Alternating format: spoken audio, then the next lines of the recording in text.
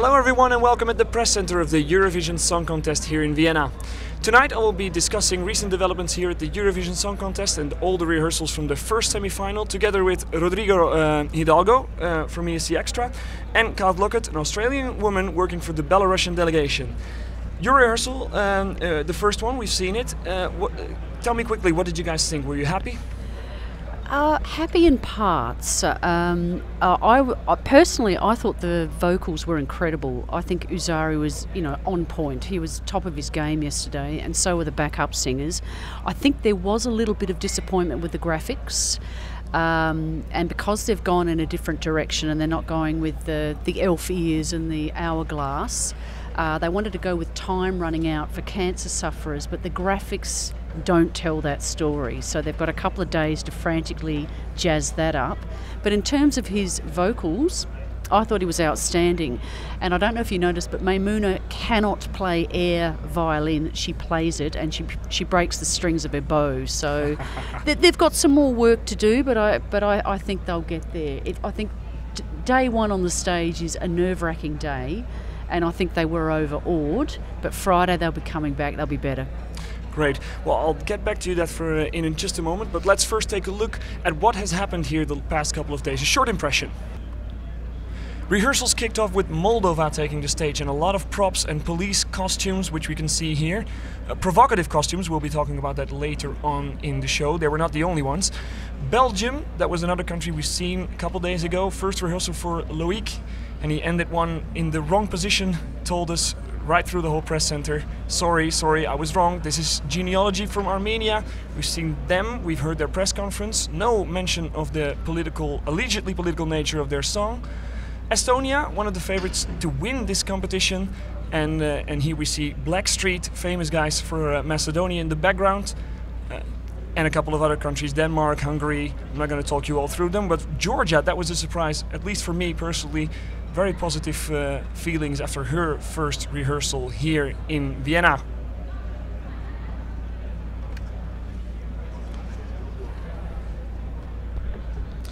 So Rodrigo, tell me, what did you think? You've seen all the countries from the first semi-final now. What stood out? I think different things stood out for different reasons.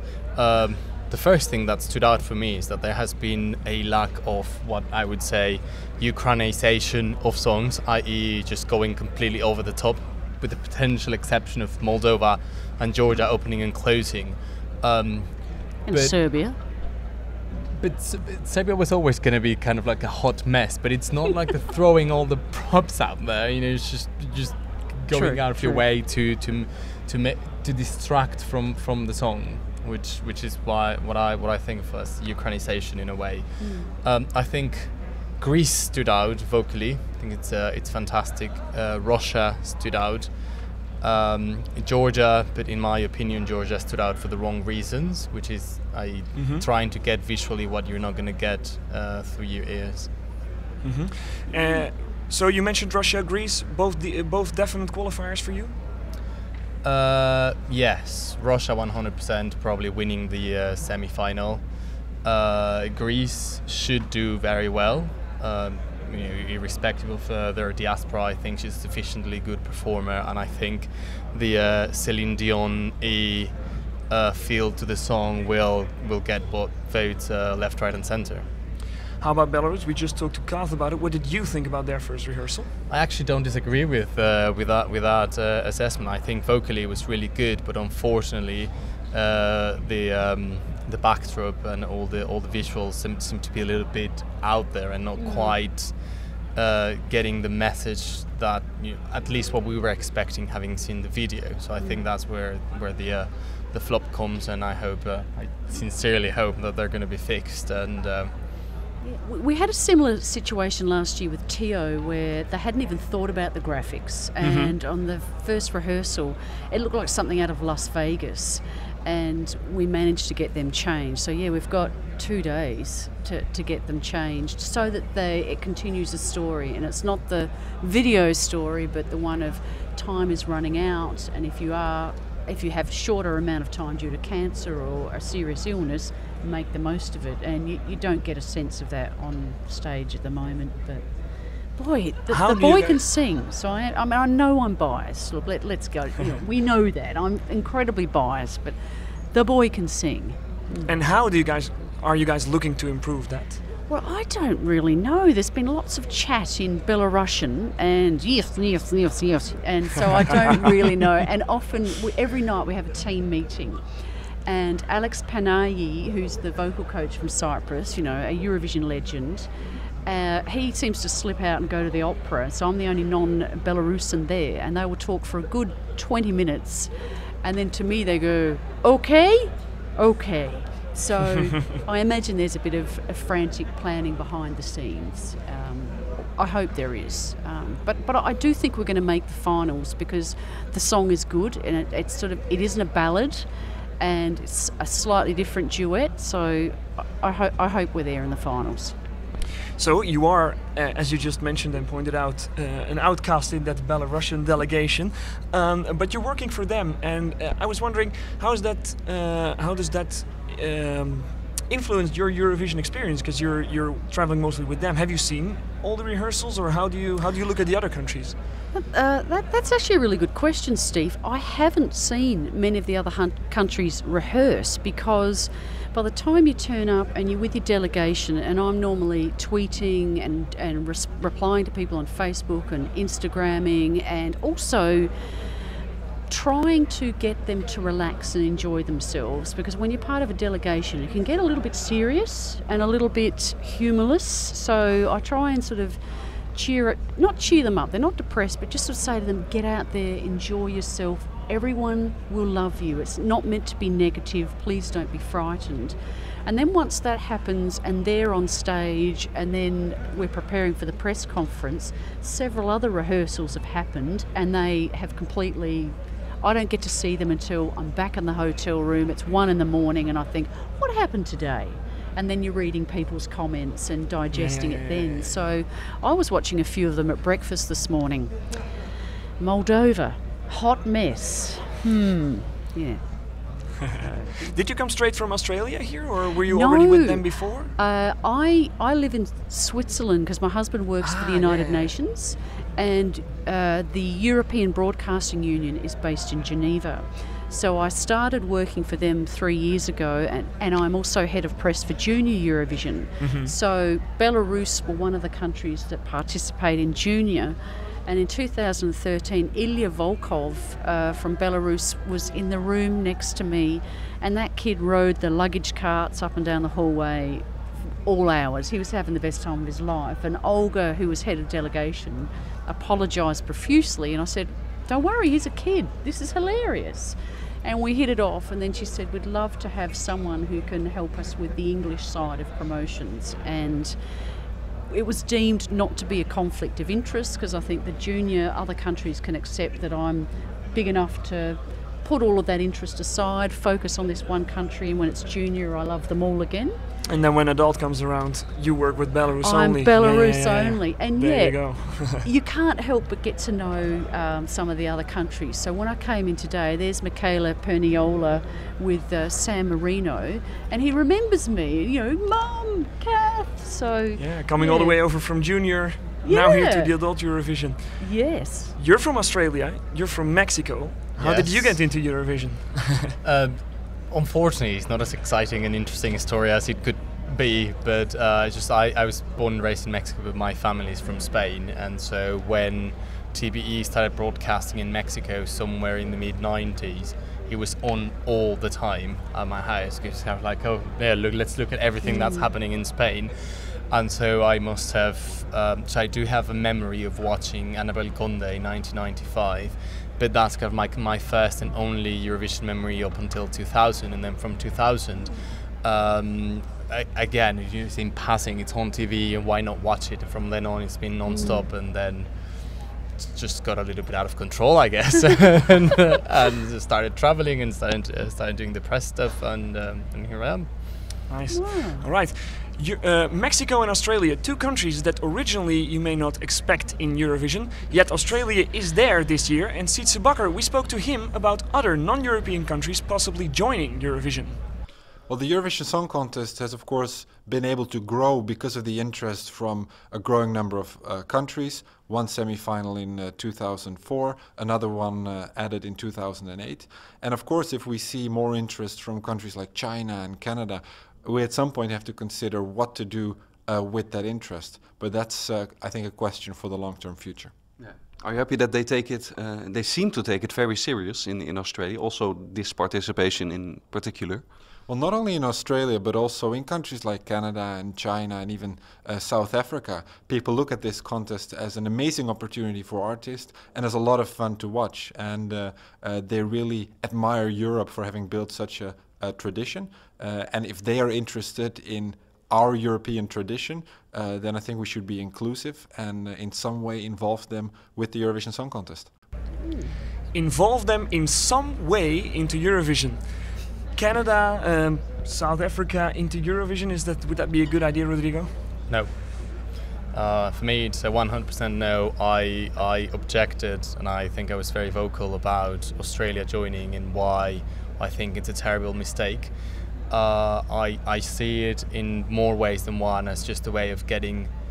I'll be blunt. I just think that the only way that they were going to get 40 countries, get more money in, but it sort of leaves to one side the fact that this is a European competition with a history, and it was bringing Europe together. It was in a way bringing a continent that was devastated by war together, and then obviously it grew to include the other countries from Europe.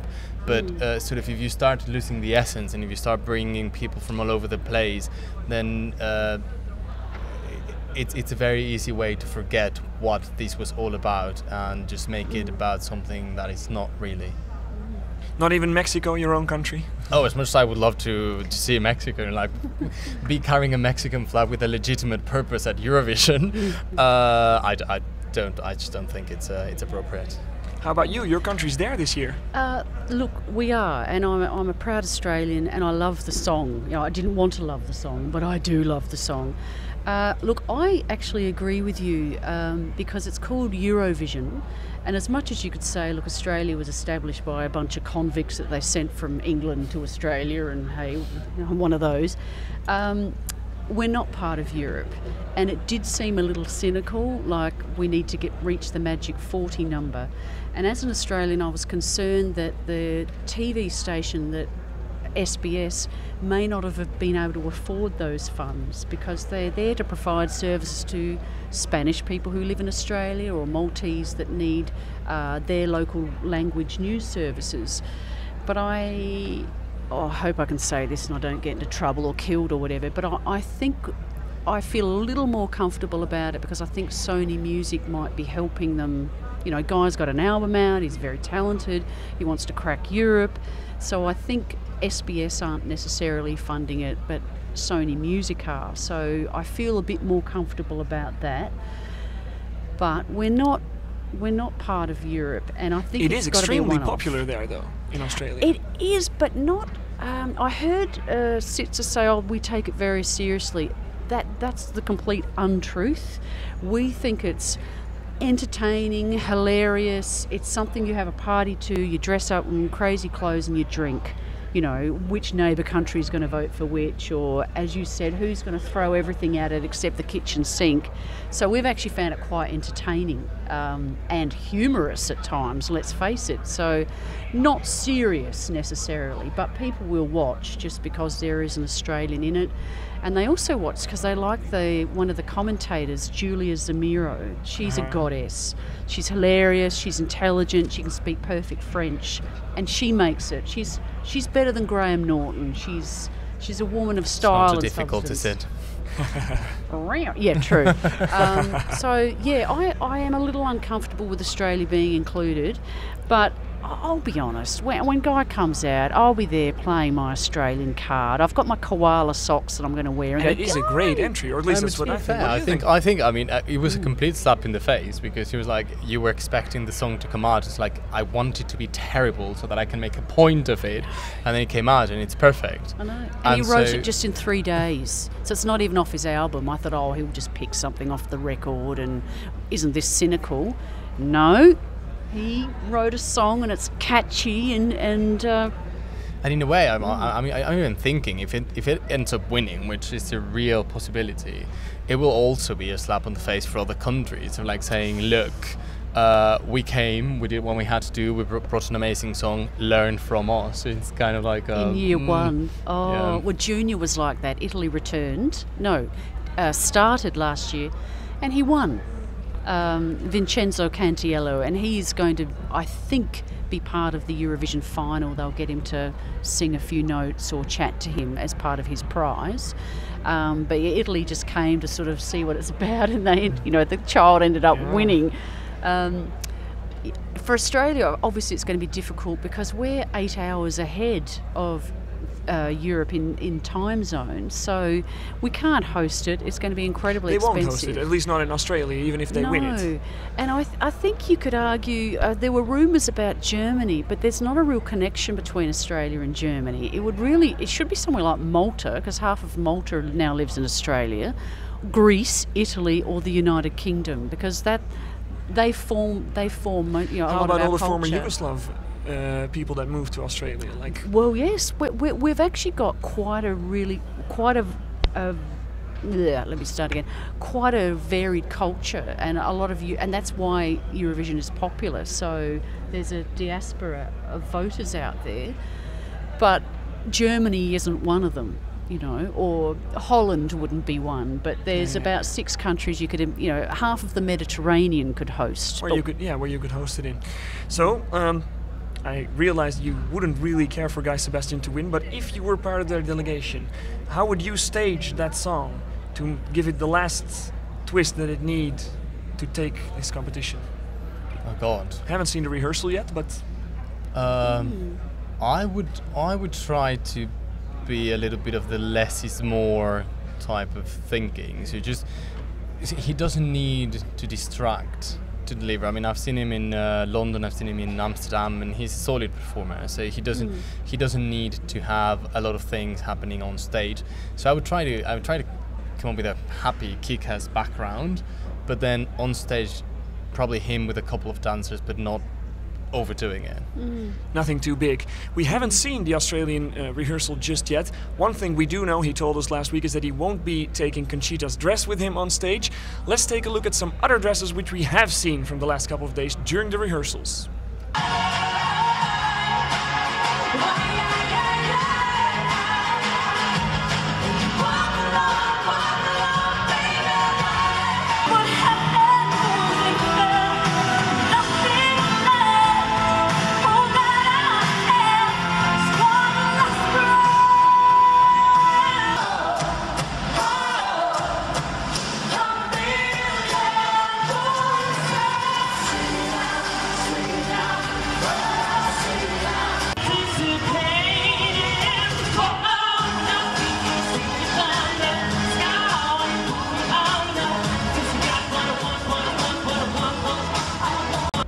Provocative dresses in these first 2 days at the rehearsals. Rodrigo, is this a trend? Is this fashion? Seems to be. There seems to be a lot of flesh showing this year. But it's not the flesh we want to see, though, is it? Sorry, that was nasty. You go on, sorry. No, I wouldn't necessarily disagree, but and I think half of the press centre would agree with that as well. But I mean, I think yes, there's a lot of flesh showing, and there's good and there's bad. So there's the Greece and Russia side where it looks nice, it looks elegant, it looks classy.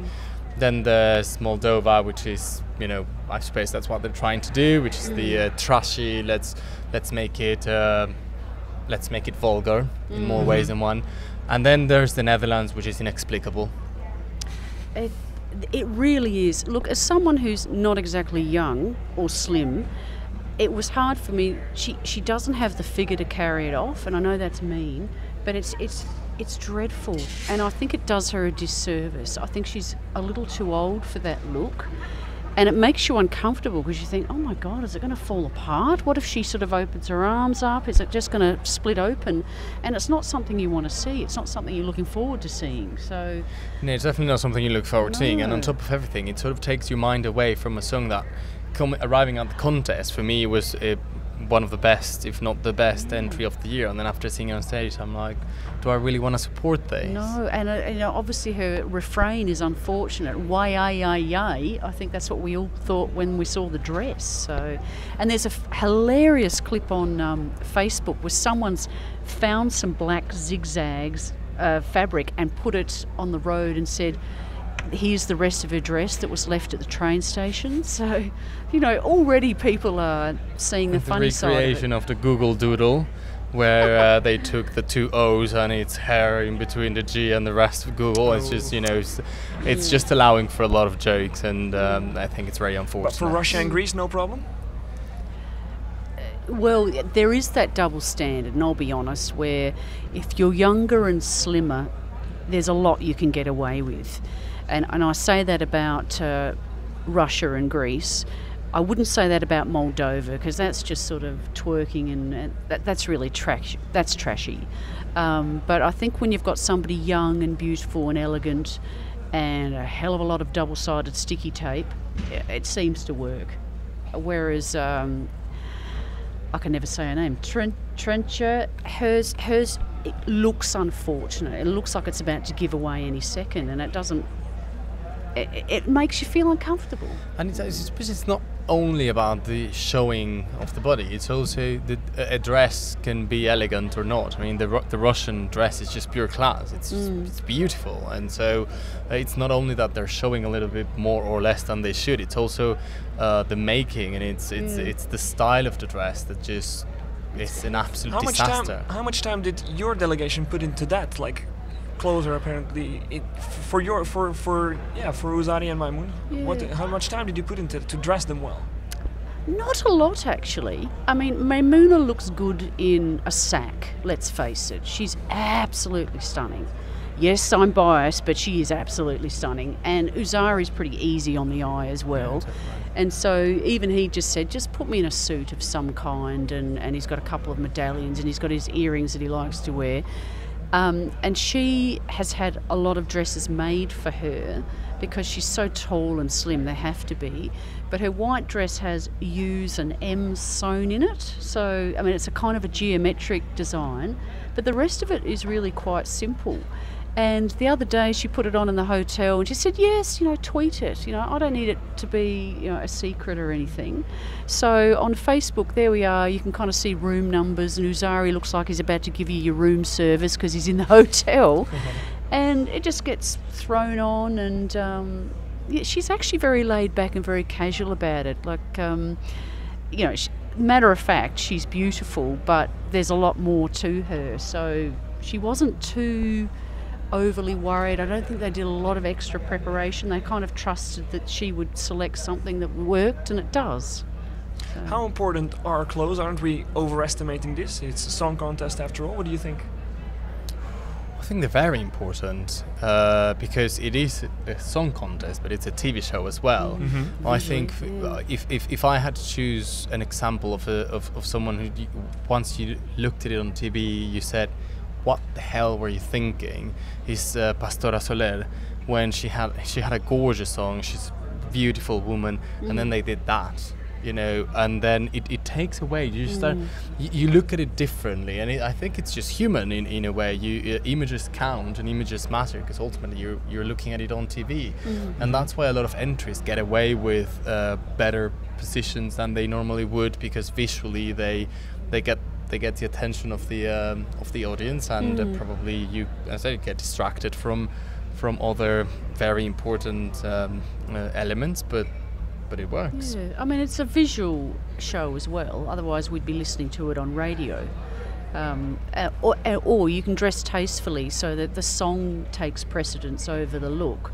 But when you dress badly, you're forgetting the song and you're just focusing on an outfit that doesn't do them any justice, or that it just takes away the focus from the actual song. So it's important, but you don't have to be fashionable. You've just got to look appropriate for the song you're singing and the performance you're giving. To make it fit into the whole package. Yeah. And I think interestingly this year, in more ways than one, we haven't had any let's go for the image over the song, other than Moldova and Georgia. It looks like I suppose I would call it the common lineage effect, where people are saying, you know what, you can actually do well and you can actually, you know, have a decent result by focusing on the song. So it's so far it looks so polished that I was making a joke yesterday saying like, wait a minute, is this actually becoming a song contest? Because I'm very confused. Yeah. Although we've got Serbia in the mix there, because I was here yesterday just saying hello, and the press room just sort of went, oh, the wind machine perhaps didn't do the stomach area any favours. Not that I can talk, but then again with her, she wasn't showing anything we didn't want to see. And she's such a larger-than-life person and character. She did get away with that. Like, she thought, I'm a big girl, I'm going to have a big dress on, I'm going to go crazy. And we also weren't looking at her going, oh my God, something's about to split open and reveal something. Whereas, unfortunately, with Trencher, oh, it was horrific, yeah. What are you guys planning for the next couple of days? What are you going to be doing here? Same old, watching rehearsals, reporting on them. Going to take this opportunity to see ESCXtra.com competition. No, building bridges. You guys We're were saying. building bridges. We can deal with it. And going to the opera tomorrow. I thought it was a very nice touch of the Vienna organization to come up with all these additional activities for the press. There's all sorts of stuff. Well, actually, it's a good question. I haven't even been there yet, because I know one was bungee jumping, wasn't it? Off I a think tower? it's tomorrow afternoon. Oh, I reckon I could do that. But I haven't actually arranged or even thought about trips yet. And I do want the delegation to have some fun where, you know, is there a day where we can actually take advantage of one of the cruises or something like that? So I would like to. Whereas at the moment, I think they just want to get through to the final. And that's where they're focused. So tonight we're going to Eurovision Jam. Although Uzari didn't bring his guitar, Maimuna has got her violins. And we know Romania are coming and a few of the other countries, because we got in touch and just said, hey, semi-final one, why don't we all go to Eurovision Jam tonight? So, and it's, can I plug this? It's free if you wear your pass into the nightclub. So we're going to do that tonight. So for everyone in Vienna, that might be a nice tip to go to. We're going to be staying here, just like Rodrigo, focusing on this Eurovision Song Contest, covering everything on ESC Daily. Join us for the next episode, and thank you for watching tonight.